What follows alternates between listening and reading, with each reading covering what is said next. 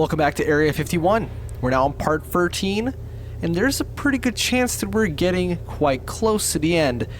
How close exactly? Well, oh shit, I wouldn't say that this is the finale. I don't know, I mean, you're gonna find out first, based on the title of this video, but no. I feel like we've got at least maybe one or two more parts left, and then it'll be the finale, because, I don't know, just the way the pacing sort of works with this game, it's giving me the feeling that there's going to be just a little bit more. I feel like it's not done, you know, pulling strings, if that makes sense. And you know what?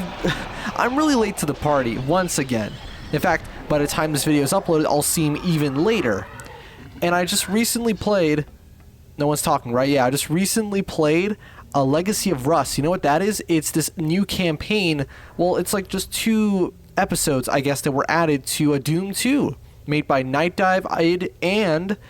Machine Games in collaboration, I guess. And I think I've talked about this before, I think way back in Vivid Noise, but I've always been a fan of those kind of campaigns when they get added to really old games. It's not a new trend. Like, remember No Rest for the Living? And not even that, I mean, like, there's even older examples of that kind of stuff when a game gets re-released, and actually I really didn't need to do that, but it does home in on them, which is very useful. But when a game gets re-released to a new system or something, and it just gets a little extra content, and it's nice, but I love seeing it happen so far into the future relative to the game's initial release, because you get to see the result of, in this case, 30 years of development. With the same well, not the same technology, but with the same general framework. Obviously, it's running on the KEX engine, and it's got all these new features, and it runs just so much better than it ever would be able to run on MS-DOS, but it's still fundamentally the Doom 2 framework, right? I'm going to assume that we're not going to be fighting him, right? I hope not. Oh, what the hell? Why am I... Oh, that thing's pushing me off. I see. Okay, what do we do about this? I sure hope that we... don't end up in a situation where we won't be able to... Oh, shit. Are they gonna... Okay, no. I think they're just traveling by. They're not going to... they're not gonna have to be engaged in battle. That would suck. But still, as for the level design itself in... what was it? Legacy of Rust? I mean, it's business as usual. It's Doom 2. It's just a little more complex. A little... prettier, I guess. I mean, it's not pretty. It's not supposed to be, because it's the Doom 2 aesthetic. It's not supposed to be pretty, but it's definitely competent. It's very well made. But I think the thing is, these kind of map packs are fighting an uphill battle, because Doom 2 is a game, Doom in general, is a game with 30 plus years of legacy, and therefore 30 plus years of incredible support from the fans. What does that mean? Why am I using my sniper rifle so up close? What does that mean? Well, simple. Anytime they release a paid expansion, although I'm not sure, I believe that if you, I think if you owned the, what was it called? If you owned the game initially, you would get it for, hold on, there's a fucking cutscene. I think and I can't believe that this is the world I now know. A world where monsters exist. This maglev once took me to the truth. And now I hope it brings me to my destiny.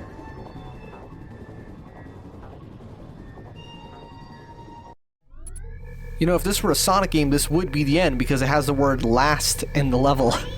Or no, it have to be final, but whatever. Where was I? So I think it's actually free if you own the game already. That's what they did with the Quake with the Quake remakes, right?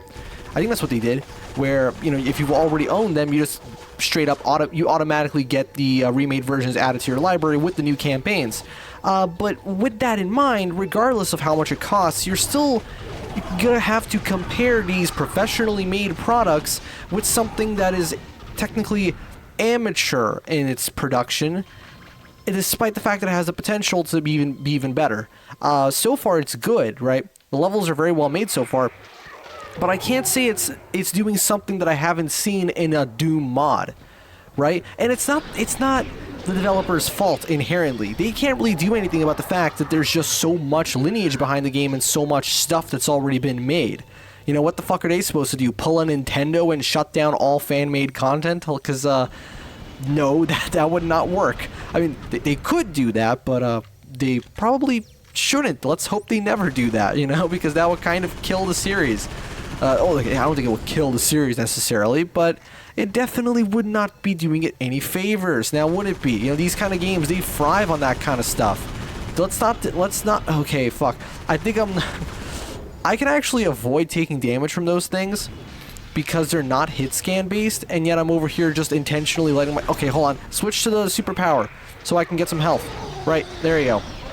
Now I got some health. I just have to keep that in mind. I cannot let myself forget that you get health when you go into superpower mode. Okay, oh, well, not just by doing it, you have to kill some enemies first. Wow, okay, the set design is just real... Set design? You know what I mean? Like, the way the levels are decorated. It looks really nice so far. The whole game has just been doing that. Oh, whoa, whoa, what the fuck was that? Whoa. Wow, okay, I'm really taking this all in. That looks amazing. That is so well realized. You know, you gotta remember, this game is 20 years old on a PS2, which is a 25-year-old piece of hardware, and look at this. And even by the time the PS2 was released, it was already out of date. Objective: find a way to extend the bridge to the core. All right, let's see what we're gonna do. Hopefully, we don't have too many enemy encounters. So yeah, overall impressions very positive, but I can't help but feel that you want to expect more from something like an official expansion to a classic game like that, but then how much more could you expect, right? What are they supposed to do? Just go back in time and wipe the game of its modding capabilities? Because chances are, if they do that, we might not even see a new release of the game, because yes, Doom 1 and 2 still, I'm sure, would have been very successful either way, but not to the same extent, right? Because it's one thing to like, hey buddy, have you heard of this cool new game? And hey buddy, have you heard of this cool new game, which is very easy to make into your own cool new game and make a million cool new games out of this one cool new game, right? That's the philosophy that made the Unreal Engine so popular. Well, eventually, it surprisingly took quite some time for it to catch on. You know, you don't see too many games with Unreal 1 or 2, but then Unreal Free, oh fuck yeah, like everything is Unreal Free. My nose itches, like really badly. You know what, I'm gonna stay quiet for a bit, and by stay quiet I mean I'm gonna mute, because you're not gonna hear me try and scratch it.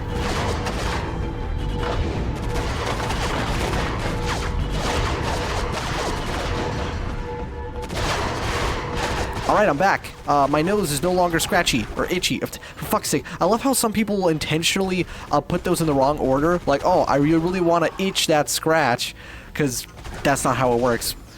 Okay, the enemy variety is not great in this game, to be fair. It's kind of sad that we're not seeing too much of the mutant guys. They were actually far more interesting. Not necessarily to fight, I'd say. Their strategy was pretty much the same, but they were more interesting to look at the very least. Whereas here, it's just, oh, look, it's Dead Space guy. Like, he looks like the Dead Space guy. What the fuck can I say about that? He literally does look like the dude from Dead Space. Even though this released many years prior to Dead Space. Although, I've actually never played Dead Space, to be honest. I find it interesting how I'm, like, very familiar with lots of different kinds of games, but I've never actually played a lot of them. Well, to be fair, you don't have to. Yes, playing a game will definitely help. For example, I've learned so much more about this game than I ever knew prior to playing it, despite watching several different people's detailed analysis of this... analysis. You're just videos talking about the game, right? I wouldn't call just a general review the same as a thorough walkthrough / breakdown of the mechanics, but is there really that much to break down when it comes to this mechanics? You just, with these mechanics, you just gotta walk around and you hold the fucking firing button down, you go brrr like this, and there you go, just like a freaking machine gun, except this isn't a machine gun. See if we can get some more health, thank you very much. You know what would really suck? If we get to a point where it's like obviously about to be endgame, but there's not enough time in the episode. I mean, I will cut it off, okay? I'm very strict when it comes to that stuff now. I used to be a little more loose, which is why you might... that's what resulted in some of my stupid long episodes, and that's never going to happen again. Or at least I'll try not to let that happen again, because it's just... come on, it doesn't work.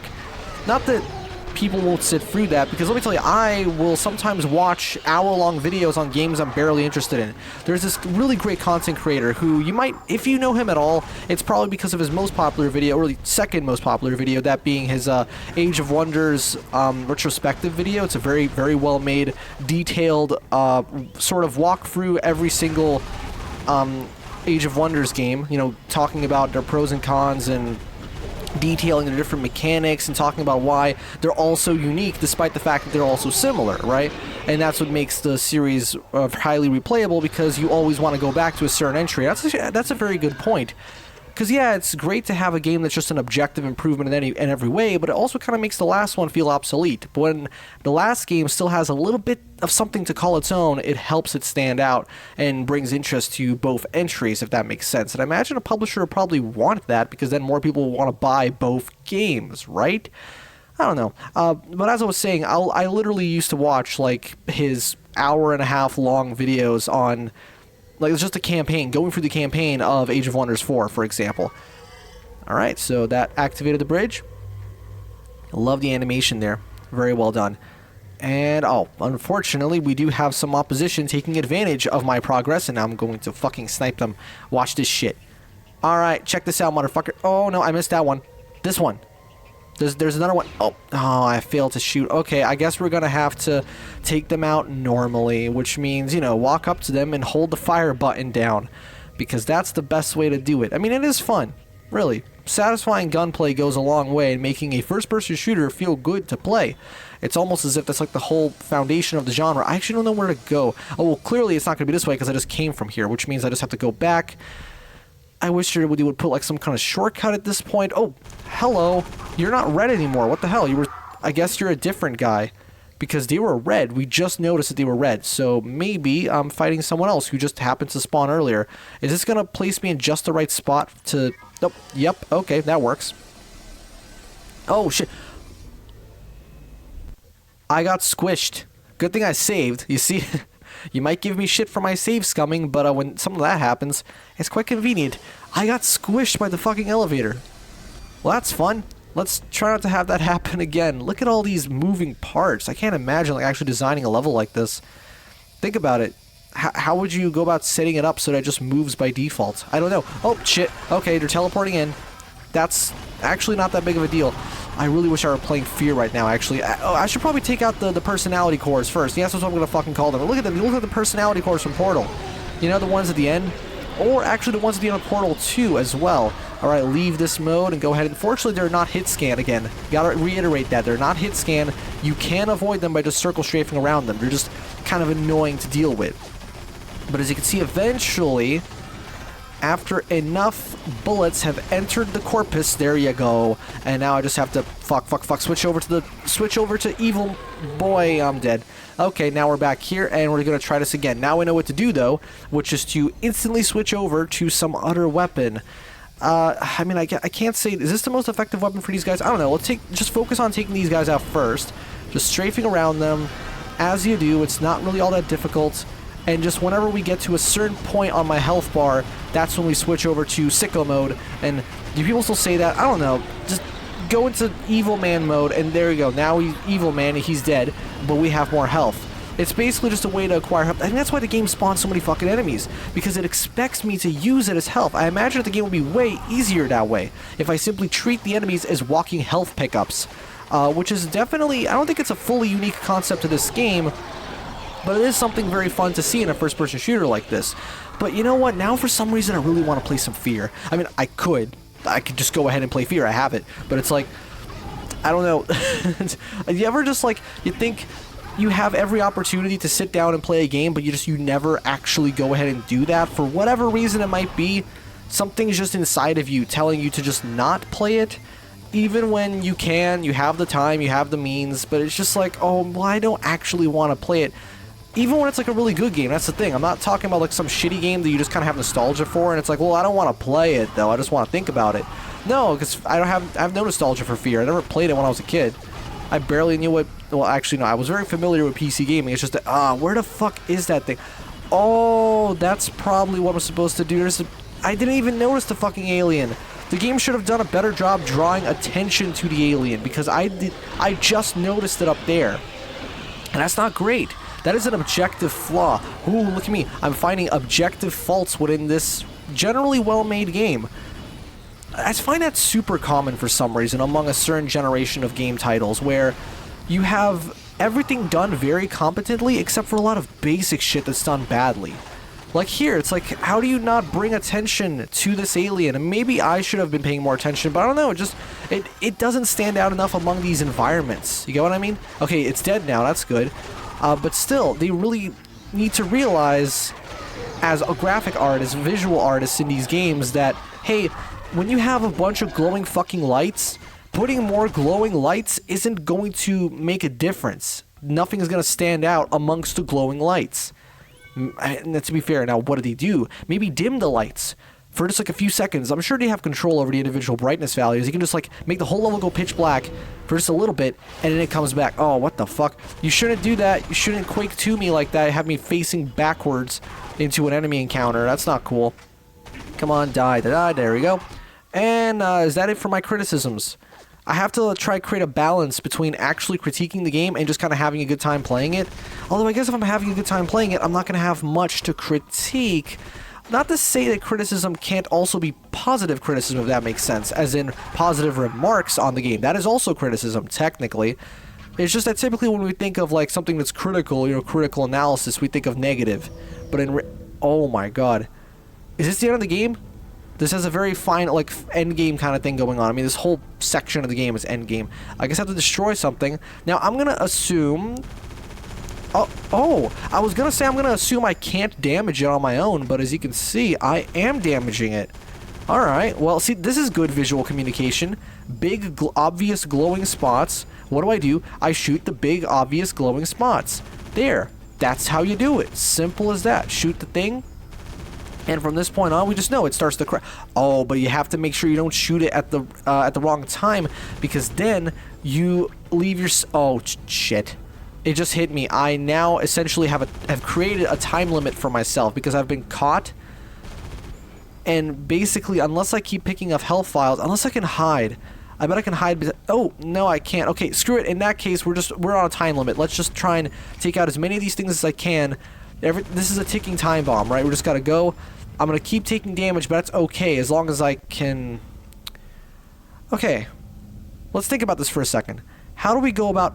I can hide. These move at a little bit below my movement speed, which must mean that the developers want me to do this. So they want me to take that out, for example. Yeah, you see? They get blocked, which means that now... Let's stand... over here, and I shouldn't have taken that damage. I did anyway for some reason, but I think the idea is that I can stand over here, for example, and not take any... Yes, look at that. I was completely unharmed that time. That's actually really clever. That's a really great little puzzle. It doesn't feel out of place. It makes sense for the game, and it's actually very well communicated in a simple way. I feel like maybe these should stand out just a little bit more. But still, not to mention that at times you might be just kind of screwed because you don't move fast enough to be able to catch up. But as you can see, now I'm completely safe. Look at that, perfectly safe. Shoot that out. Take a little bit of damage, but that's okay as long as I stay undercover like it's Need for Speed. And you know, okay, I should probably explain why I like Need for Speed Undercover so much. This is the nostalgia a little bit. Even though I played the PS2 version in like a mall years ago when I was a kid, and then I never played the PC version until years later. I think it's the handling model. I really like how snappy the cars feel. They don't feel realistic in the slightest, but they have like this action hero, but in the form of a car kind of quality. They're just so unrealistic, but very fun, right? Car physics don't have to be true to life to be enjoyable. If that's what you're into, then it'll help, but I'm not necessarily a stickler for vehicular realism in my racing games. I just want it to be a satisfying and fun driving model, and I feel that Undercover's driving model is actually pretty damn fun. What's interesting is that everyone seems to like the soundtrack. I'm not the biggest fan, honestly. Most of the music in this game is pretty forgettable. Well, I can't say forgettable because I can sing almost all of it, but that's only because I've played the game quite a lot. The only tracks I think are genuinely really good is this one Pendulum track, because Pendulum is awesome, and there's also a from first to last track. What's funny is they changed so much in their sound. They got a new singer and everything. Did you know that Skrillex used to be the singer of that band? I'm not even kidding. Imagine like playing like Burnout Free, which has them as well, but in their old era, and then playing Need for Speed Undercover and be like, what the fuck? That's from first to last? How? Because there's some bands that just never change their sound at all.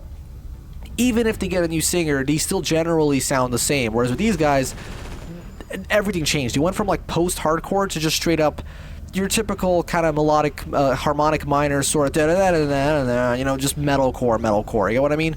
Alright, now I'm guessing I have to... Oh, wait. Destroy the core turrets. What turrets? Whatever it is, there's some health that I really want to get. Oh, I see, those turrets. Okay, let's go ahead and grab the health. destroy the turrets, and I think we'll call it an episode. Although, fortunately, the fire is no longer moving in the same pattern it used to, which means it'll actually be much easier for me to not take damage in this case. So let's just go ahead and take these out. But yeah, so an undercover story is just, I don't know. I've never known how to gauge the quality of a story or writing. I know how to gauge the quality of individual instances of writing, like, oh wow, that dialogue is very cringy or something like that, sure. But when it comes to an overall narrative, I couldn't fucking tell you what makes a satisfying narrative. Just have like tension, release, a conclusion, whatever it might be. I don't know. I never really cared for any of the side characters. I think there's this one dude who kind of looks like Todd Howard. I think he's funny. I like how over the top he is, but not too over the top. And also, of course, the game graced us with the meme, very dangerous. Well, it's not really it's not what you call like an internet meme, but you know, if you watch Crew HS, I used to watch him a lot, so, you know, very dangerous. It's funny because of just the delivery of the line. Other than that, though, yeah, I don't know, I just really enjoy the driving. That's it. The open world aspect is that was part of Need for, I mean, it still is a part of Need for Speed, but when it comes to, like, what really separates the games is how the cars handle, and I like how snappy and kind of light it is. I think objectively, as far as, like, obviously the better handling model, I guess, if you want to be, if you follow the code of Need for Speed Most Wanted and Carbon, then yeah, sure. The PS2 and Wii version have the better handling, I guess. But I think in terms of overall enjoyability of the handling, I personally prefer the HD version, or it's kind of like with Sonic Unleashed, where it's like Sonic Unleashed, you know, Wii versus HD. Alright, I think we're almost done with the situation. I'm really scared to save. I just did. So, fuck, now we gotta do a no-hit run, basically. I think I'll be fine. I just have to make sure not to die. Although the good news is I'm pretty sure the game saved, yeah, quite a while ago, which means that, let's say theoretically, I did it. Can I get some health after that?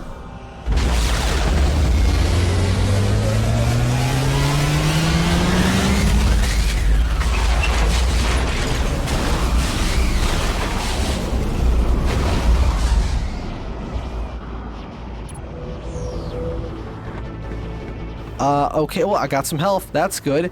And now we gotta get the fuck out of here. Please, game, guide me through this whole section so I don't have to think at all. Oh, shit, what's going on? That's cool. Oh my god, I didn't think it was possible for those, what do you call them, those bridges to wobble like that. I really hope this isn't endgame, though. Because if it cuts to the credits, I mean, sure, I won't just suddenly end the episode and all that, but still. But this is exciting. This is fun. I mean, it's not... Oh my god, we can see a bright blue sky. That's the first time I've seen it. This must be the end of the game. I fucking killed him. I killed the alien. Ha! Suck dick. Oh.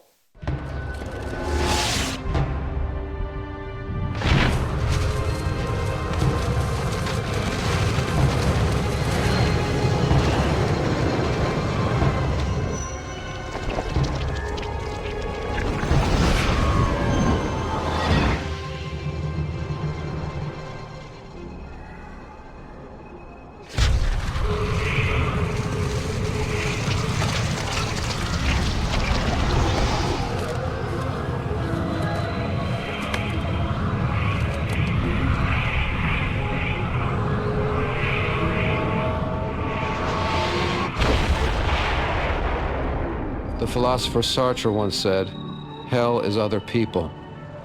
He was only half right.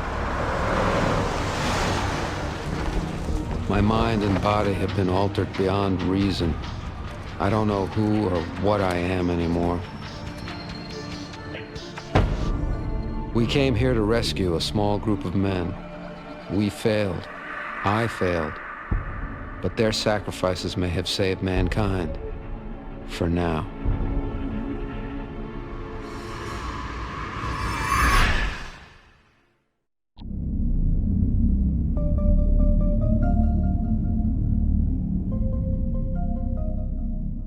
That ended a lot sooner than I was expecting.